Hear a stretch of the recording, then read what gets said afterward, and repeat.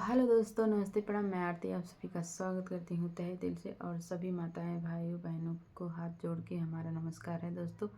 तो एक प्यारा सा गीत लेकर आए हूँ, गारी गीत है। आप लोगों को जैसा भी लगा कमेंट द्वारा ज़रूर बताएगा और शुरू से लास्ट तक सुनिएगा, तभी गीत आनंद आएगा। और बहुत ही प्यारा गीत है दोस्तों।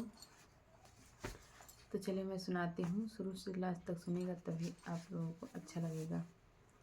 तनी लेदा चटकेदार चुड़ला पिया हो, तनी लेदा कि तनी लेदा चटकेदार चुड़ला पिया हो, तनी लेदा कि तोहर बुआ पहिरे मरे लाखों के जान, तोहर बुआ पहिरे मरे लाखों के जान, तोहर दीदी पहिरे पूरा लूटे हिंदुस्तान, तनी लेदा चटकेदार चुड़ला पिया हो, तनी लेदा कि तनी लेदा चटकेदार चुड़ला पिया हो, तनी लेदा कि तोहर बुआ पहिरे मरे लाखों के जान, तोहर दीदी पहिरे पूरा लूटे हिंदुस्तान, तनी लेदा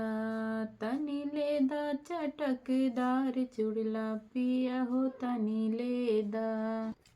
लेदा चटकेदार सड़िया पिया हो, तनी लेदा कि तनी लेदा चटकेदार सड़िया पिया हो, तनी लेदा कि तोहर बुआ पहिरे मारे लाखों के जान, तोहर दीदी पहिरे पूरा लूटे हिंदुस्तान, तनी लेदा चटकेदार चुड़ला पिया हो, तनी